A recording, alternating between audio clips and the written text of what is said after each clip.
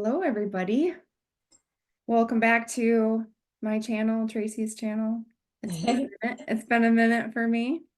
I think it's Missed you probably guys. been a minute for both of us, but Hi, I'm still alive. yay! Yay.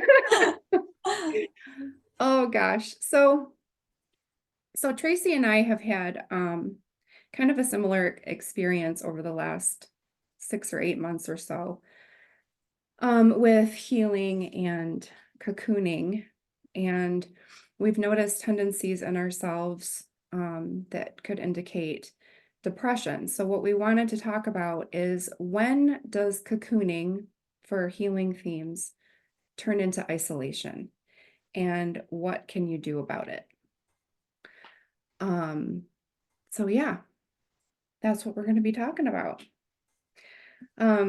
So, how are you, Tracy? I'm doing well. I think the sun is out today, so we're having a much brighter day, but I think Yeah, as the days become longer, it becomes easier to function out there it and does. I noticed out my bedroom window that it's starting to get light earlier. yeah. It's so so hopeful. Plus, I think what today or yesterday we entered Pisces, and I don't know about you all, but I could welcome some dreamy energy. This Mm. batshit crazy crackhead Aquarius stuff is a little much for me. Need a little reprieve. Need a little reprieve. I know it's just the sun. We Yeah. we have 4 planets still in Aquarius making fun times with Pluto. So we'll still be feeling this Aquarius stuff for a while. And, I think that's part of it too, Tracy, as we are entering a new age. And we all each have our own individual healing themes to work through, but on a collective level, like we are experiencing and feeling massive undoing. And it's unfamiliar, it's uncomfortable. And us human beings, when we're uncomfortable, we don't like it. No, run and hide. Run Hit and the hide, wall. self-soothe. Yeah, yeah, Oh yeah. yeah, Um, yeah. so Tracy, do you want to take turns going like over the last 6 to 8 months and some of the different themes that have come Sure. up for Yeah, us? And yeah. because I think that we're not alone. I think that many people um have had some of the themes come up that have come up for us. And I'll just list off a couple for myself real quick, and then I'll let you take the reins and then I'll share. Um, so what I've noticed for me is a lot of um, parental healing and issues come up, both mother and father, and also between me and my um, male and female children. There's been a lot of healing going on ancestral lines on both the masculine and the feminine. Um, for me personally, limiting beliefs and areas where I have attached my personal value have been removed and have felt like a great loss, but I know it's for my highest good. It's only a loss to ego. It's only a loss to this separate self that I've made. You know, it's not a loss in the grand scheme of things. Um, so those are the ones that come to mind right off the bat. I know there's more, and I'm a little cognitively impaired because I'm dealing with mold toxicity right now. But I'm going to let Tracy start, and then as you talk, I bet you more stuff will come to mind. So, No, that's fine. So I think a major um, point of healing for me has been inner child. I think that most of my, and please keep in mind as I'm talking about any situations or um, examples, timeframes, none of this information is judgmental. It's just information. They're all experiences I've had. Obviously, we've chosen to come here and do what we're doing, but at this point, I think my major issues in healing and have been related to my inner child, whether it be in this or past lifetimes. This particular lifetime, I think, has been, I feel like others have, I've been able to heal more so. Um, I think this time around, I've had a lot of challenges as a child, and a lot of those were, and some, in some cases still are, I'm still working through those. They have really, they've really set me back. I get to a place where I think I'm doing really well, things are going good, and then something happens, and I feel like it's like somebody flips a switch, and I go back there and I think, wait a minute, I thought I took care of this. So I think this child, this inner child, this and in the last few weeks in particular, I've been spending a lot of time going back to that, going back to certain situations and saying, and actually having that conversation. We know time's not linear, so everything's happening at once. So you go back and I go back and I have that conversation and I do that healing and I tell my, my inner child that, I love you, it's not your fault. You did what you needed to do to protect yourself. All of these things that I feel are really necessary. I mean, they're things that I would tell my children if they were hurting. I would hold them and try to make them feel better. So these are things that I'm having to learn to do for myself, to try to heal things that came up as a child that I did not receive healing, attention, affection, love, whatever the case is. So I think that one is a major one. And I really believe that most of the issues that I have in my life right now stem from those, because all of those learned behaviors, beliefs, systems that are instilled in me that cause me to make decisions as adult, they stem from that. So while I work on issues as an adult, and in particular, control, I would say, is a big one. You have to let go of control. Mm. You can't control everything. Situations, you can't make things happen a certain way. They're going to happen the way they're supposed to. And when you fight that, you just make it worse. So those are the inner child is a big one for me.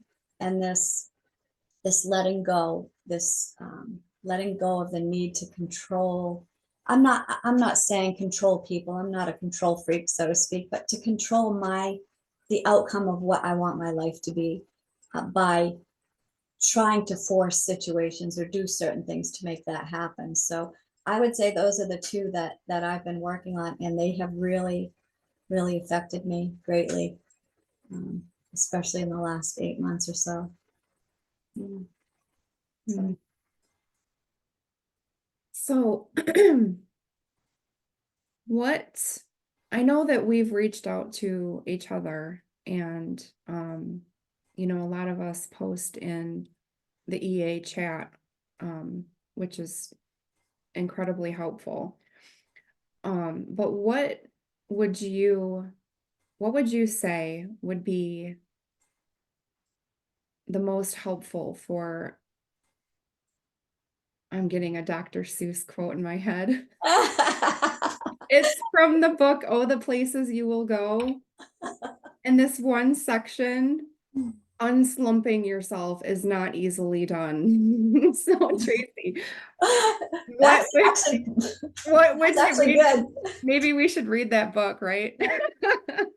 So what do you do, or what could you do to unslump yourself?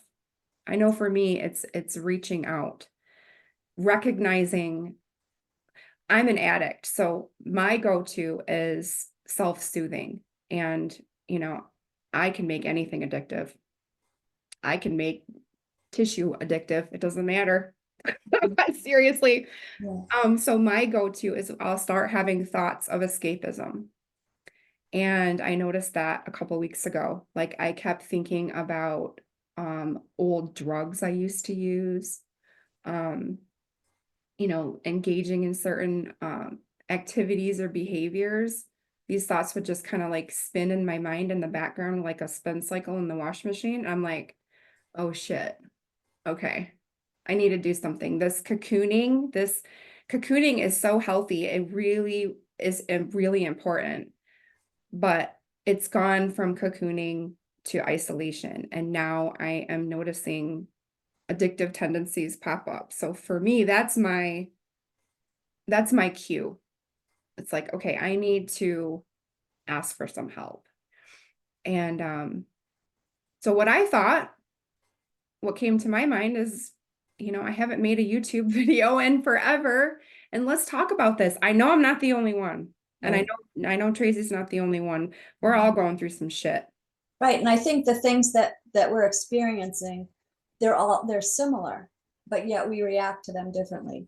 And like you said, you have an addictive nature. So you have a tendency to think of those things. Me, I shut down. I just shut down. And when I shut down, the world shuts down. That's bad. So for me, like even with a couple of the groups that I'm part of, I shut down. I don't ask, I don't talk, I just shut down. So those are things that when I see that, I'm like, okay, this has gone too far. So I need to do something. So, and it takes a while to work out of that because you've just gotten to the point where you you don't want to do anything. You don't have the energy. It's almost like that depression. You get in that space where you're like, I don't care anymore. You know what? What That's will it. happen will happen. I don't That's care it. anymore. That's And it when right that there. happens, Mhm. when I make that statement, then I know I'm like, oh, I have just shut right down. The world can just go away and it doesn't matter. So Mhm. that's not good. So in the last couple of weeks, again, this cocooning that we're all doing, yes, it's good to do that. But when it gets to a point where, like in my case, I'm shutting down because I'm in this space of, okay, I'm healing this, I'm healing this, I'm healing this. No, I'm not. I'm getting discouraged because things are not getting better. And now I'm shutting down. And now I'm not going to talk to anybody because I don't know what to say. I don't know where to begin. So you get to a point where it's almost like you have to start over again. So, so where yours is your addictive nature, mine is I shut down.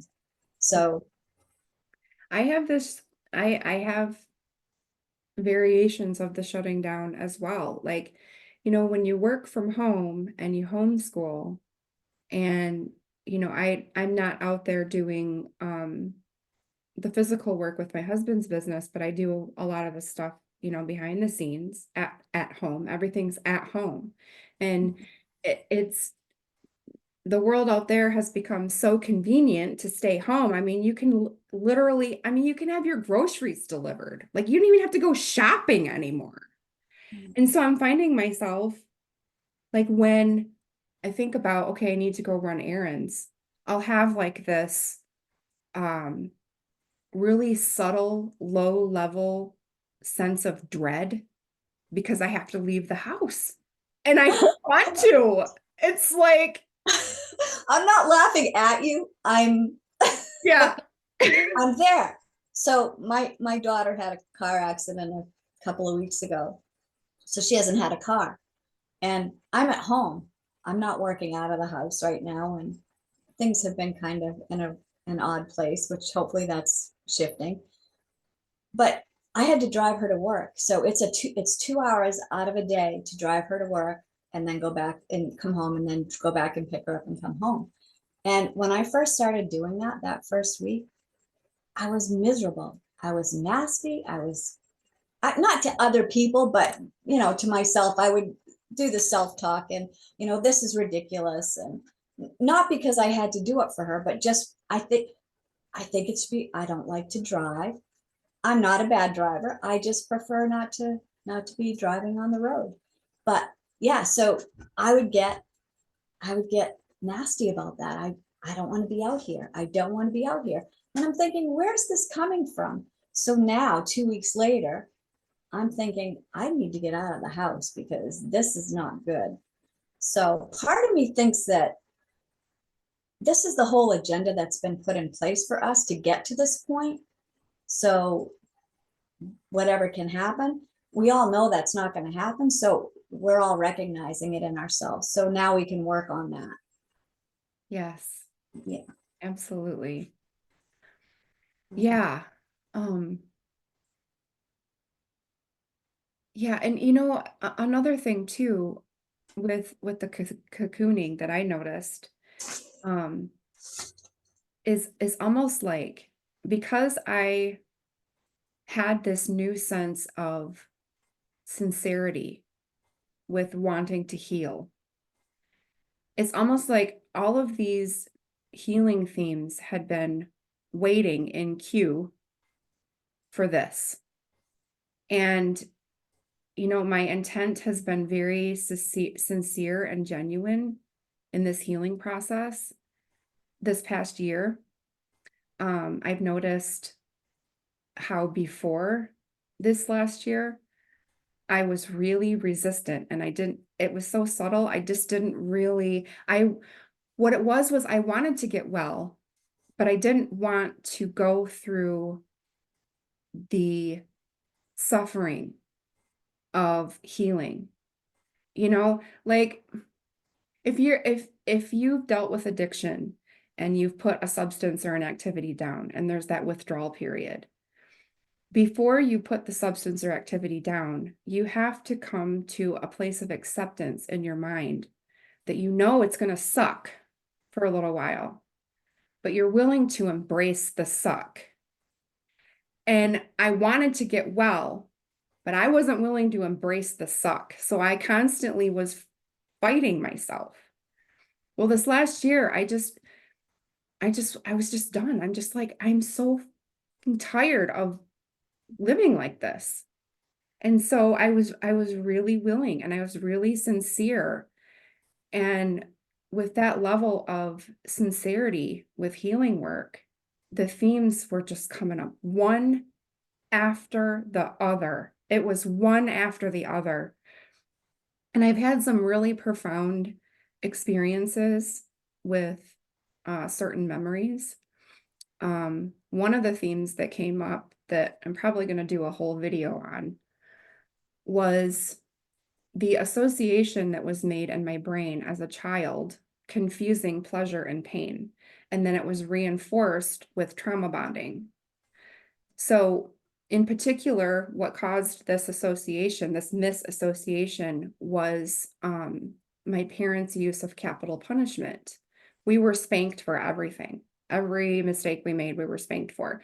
And a lot of the times, and I've forgiven my parents about this. They were acting out their own conditioning and behavior, and they were following the advice of people that they thought were right. That's all that was happening. They thought they were doing the right thing, and it caused me great trauma. So I did some, what's the word called? See, my brain. Neuroplasticity work. Okay.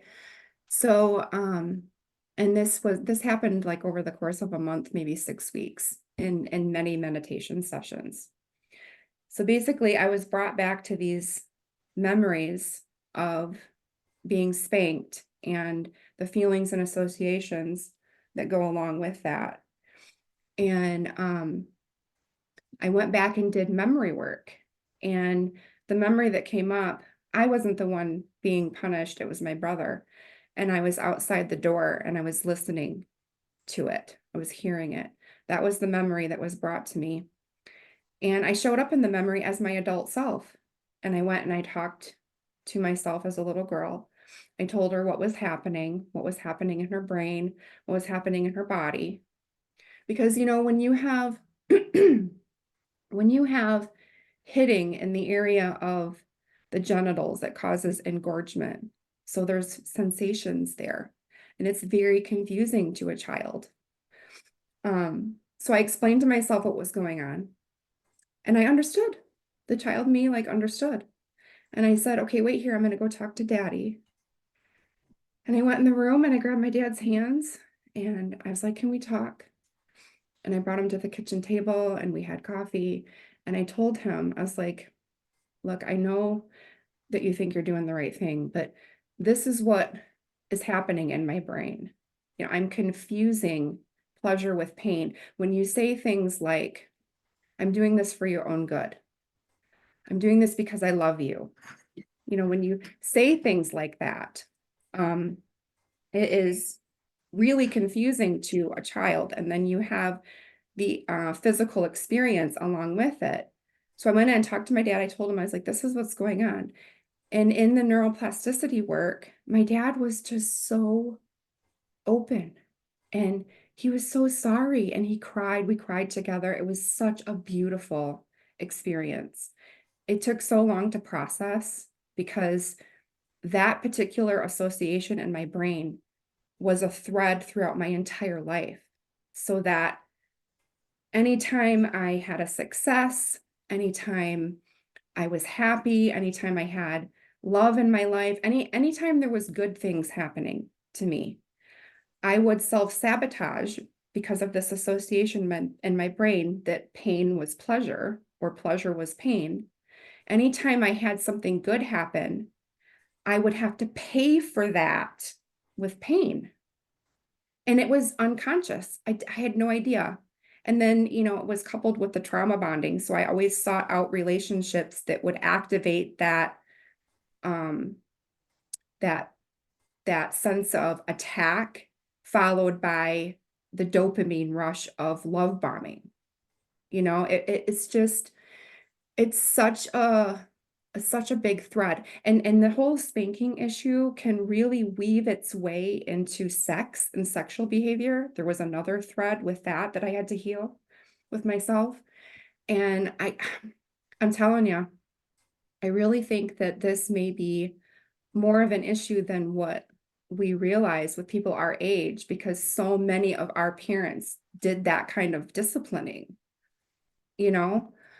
Um, So that was one of the profound experiences that I had. And with that neuroplasticity work, the amazing thing is I have tried multiple times to go back and remember that experience the way that it originally happened, and I can't. It's the memory. Every time I try to go back to think about that, I'm there as my adult self. It's like we really can rewire things in our brain that's been healed, that's gone, it's collapsed, it's forgiven, it's done. And that's, to me, that's what forgiveness is collapsing time, recognizing that it was in the past, it's not here, it's like a dream. Yes, it made associations in my brain, but I'm able to heal that. I can see it, I can recognize that, I can heal that, um, and I can share.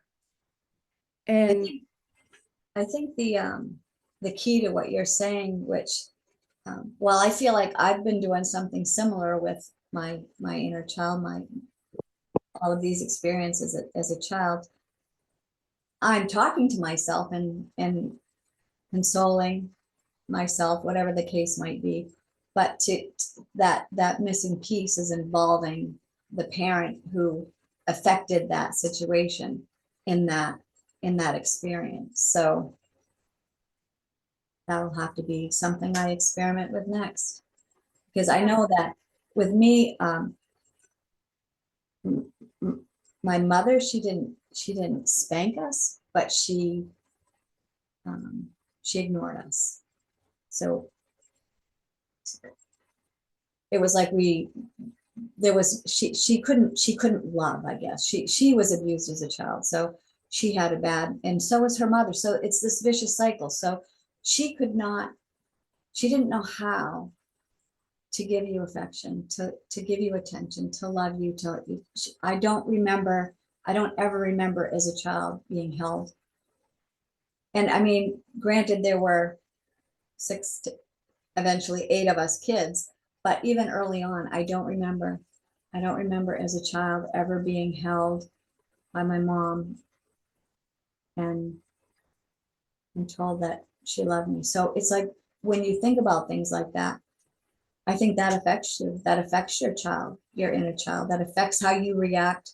And I mean, I know me and even my siblings that that had children, we've all kind of said the same thing. We're going to parent exactly the opposite way our parents did, because we didn't want our children to be raised without that. So yeah, we all hug them and tell them we love them and hold them, but I'm sure there's still something missing in that, because we didn't get it. So there's got to be something that we missed giving our children, even though we went through the motions of telling them, and so I think that's probably, that's important. I think that you hit the nail on the head with that. That's important, to be able to go back and not just see the experience through your eyes and work on yourself, but to experience the whole situation and heal the whole, as a whole, the Yeah. parents too, because you just changed, like you said, you changed that.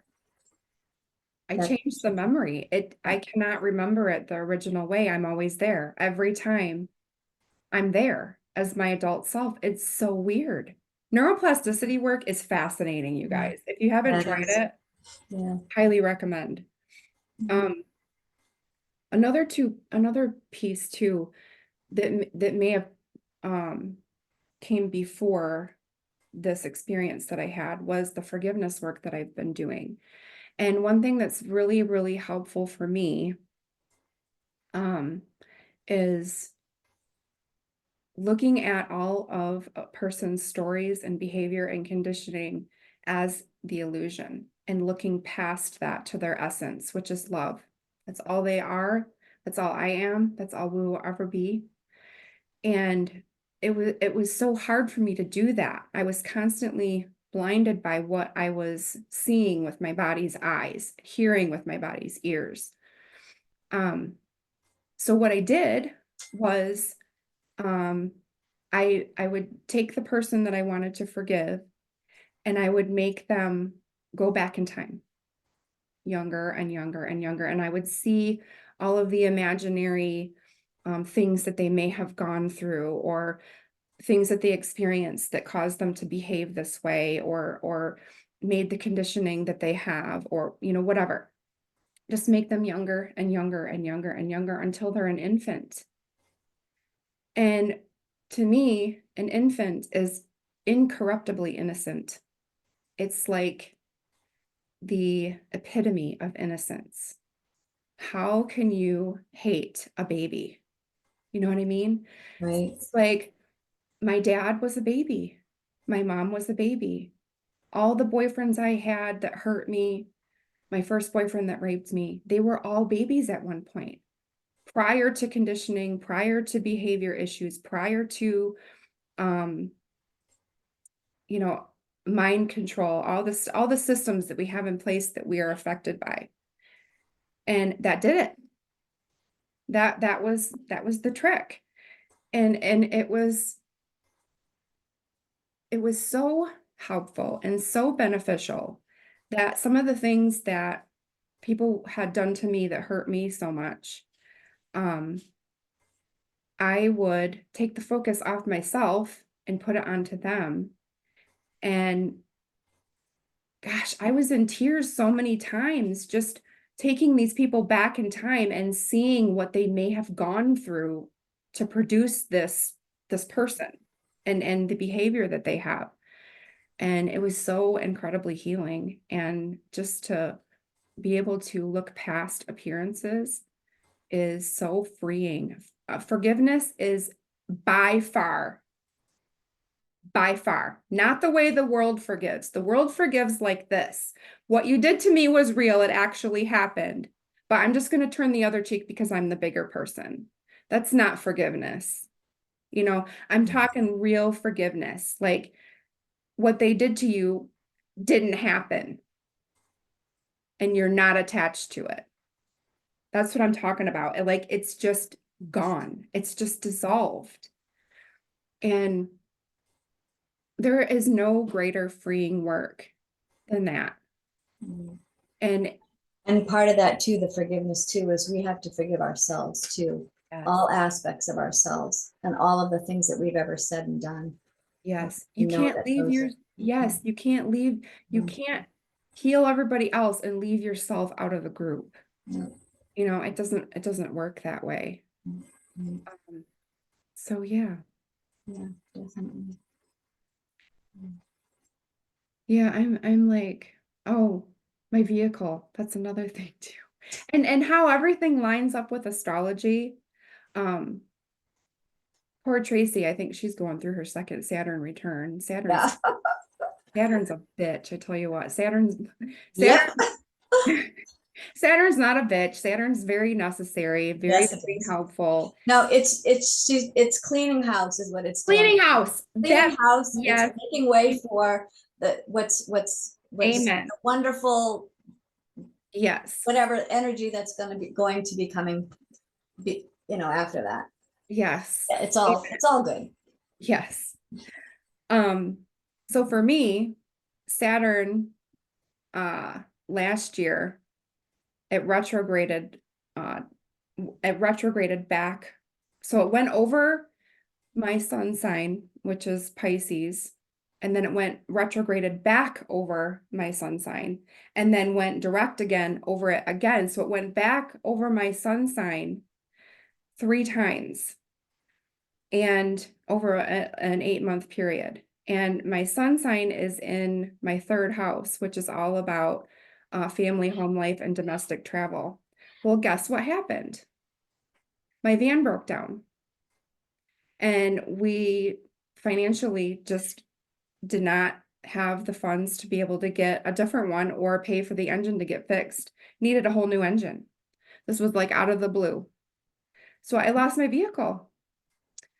But what I realized was that this vehicle in particular, not just any vehicle, but this vehicle, I had attached so much of my self-worth and value to it. And this is why. I used the last of the money that I had saved up after I left my ex-husband to purchase this van.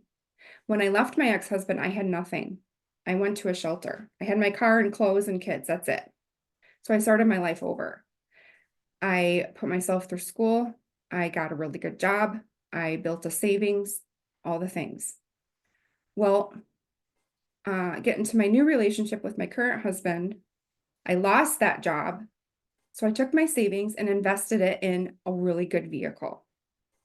And little did I know that because I had built that money myself on my own after leaving a toxic relationship, it meant so much to me. Like I can stand on my own 2 feet, right? I was trusting in myself and my own ability. And this limiting belief actually existed in my feet. And right about the same time that I lost my van, I along all along this healing path, I've been doing somatic work. I've been getting regular massages like twice a month for like half an hour. So right around the same time I lost my van, I had a massage, and the massage therapist doesn't usually work on my feet, but she worked on my feet that time. And so much energy was moving. For a good half an hour after that massage, I was shaking. And I knew what that was. I was like, something broke loose and it's being released here. And I was cold and all the energy things and all the things, right? Lost my van. A couple months go by. I'm just feeling so stuck. So stuck. I woke up in the middle of the night and I wanted to leave. And I'm thinking, why the heck do I want to leave? My relationship with my husband is great. Everything's fine. I just don't have a vehicle, but I felt so trapped.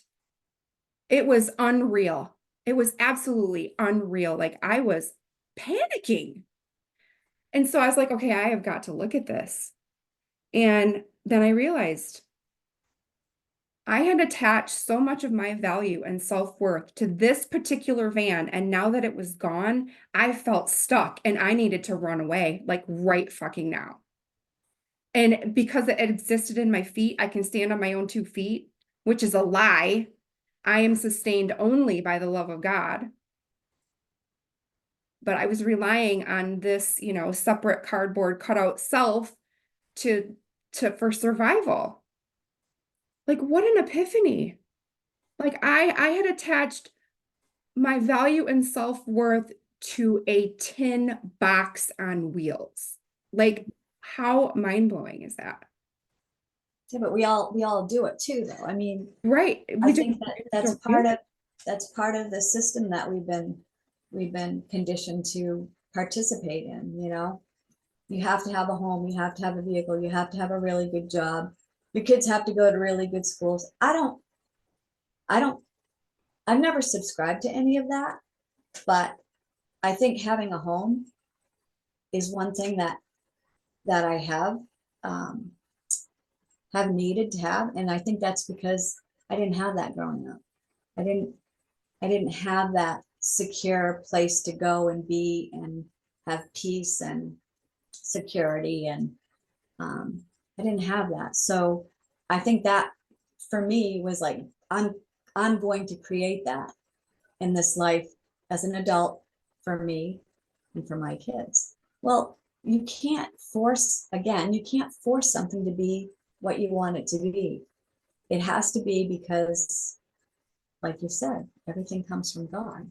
So when we force something, it's not it's not ours, it's not real, um,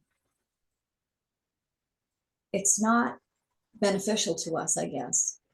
It's all based in lack. Right, exactly. So when it's based in lack, you're never going to be able to keep that. I mean, that's just like looking at your, in my instance, my childhood, you know, as an adult, I've never wanted anything except to have a home to live in, to be safe and dry and warm. And, I no, not a clothes, jewelry. I don't care about any of that. I have a car. It's just a car. I'm not, none of that's important, but the house was important. And it's because that's the thing that I lacked as a child, was that safety, security, that that home, So to force that, so I mean, I'm in a place right now where um, I'm not working enough to keep my home. I have it, it's for sale. So for a while I was struggling with that, thinking, what if I lose my home? What if I lose my home? But now it's like, that's not what this is about. That this these four walls, they don't mean anything. Yeah, I'm warm and dry and whatever the case is, but if I don't have this, I'll be warm and dry somewhere else. So it's letting go of that need to control what you have in order to believe that that's going to make you who you are. So again, it's the control and the need to let go of it, all of that, in order to actually find out who you are. So Yeah, absolutely. I, yeah. I really love the Catalyst Journal. I still do that. Mhm. And it really shows me um the so the three beliefs of the ego are lack, um, I am in control, and outcomes bring me happiness. Those are the three beliefs of ego. I'm lacking, outcomes bring me happiness, and I am in control. And so long as you believe those and operate from those beliefs, you will be miserable. I guarantee it. Guarantee it. Um, the one that I find for myself is the most um is fear, which is control. I am in control. I'm not in control. God's in control. And the issue is that I've never trusted God, because the God that was portrayed to me was a big, mean, maniacal guy in the sky who was very angry at me. How can you trust that? You can't, You know yeah. what I mean? So I didn't trust God because I didn't know God. And God is nothing like I thought he was. He's not even a he. Right. We human beings need labels and we need language, so we have to label God as something. But God can't be labeled, and when you develop a relationship, an intimate relationship with this all-powerful, incorruptibly innocent, absolutely loving, gentle, merciful, fun, gentle. Did I say gentle? Yeah. Quiet, easy, peaceful. It's just I've had two voices in my head my whole life. And the voice that I thought was God is actually ego. Ego is mean and vindictive and angry and will bring up stuff over and over to have a spin cycle in your mind of how awful you are and how you could have done this better and that better and what the heck's wrong with you, and oh, you're doing this again, oh, you're thinking of this again, well, you piece of shit, and it might not be that loud, but it's constantly there. Could be louder. Yeah, it might be louder. It could be. Has been. Yeah. Oh, man. Sakes. Well, I'm feeling rather complete with what I've shared. I think we should do a part two. Like I said, I'm feeling a little cognitively impaired, so I'd really like to talk about this again. And I think this was really good for us to get on Zoom. Like, to be honest with you, Tracy, I was like even dreading Zooming with you. Yeah. Well, thank you very much. No. Not what I meant. That was the ego, sorry. No, that same subtle sense of dread that I get when I have to leave the house. It's like, I don't want to do this. I don't want to do anything. And like you were saying, it's that when you get to that point where you don't care, it's like, uh-oh. Yeah. That's when we need to call each other and say, can we do a Zoom? Yeah. Don't record it. Can we do a Zoom? Yeah, can we Zoom? Yeah. Oh my gosh. Can I No, just, you are definitely right. I think that no, I think it would be good to be able to do a part two. I think that maybe people can comment in your comment area to let us know what you're thinking and what you'd like to talk about and what you're feeling, so that maybe we can some of those things for other people who are experiencing similar situations.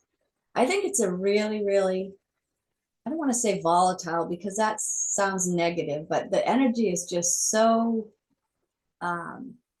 fluid, everything is just moving so fast right now, and we're all trying to figure things out quickly so we can get to the finish line, right? So we can be where we feel like we're supposed to be, which I think that's just an illusion too, but because I don't think we're ever at the end. I think everything is just eternal and always. So I think the fact that we think that, oh, we need to hurry up and figure this out because we're going to get the prize at the end, but really that isn't the case. So I think that all of this energy that's keeping everybody in flux is just, it's really bringing in some negative, I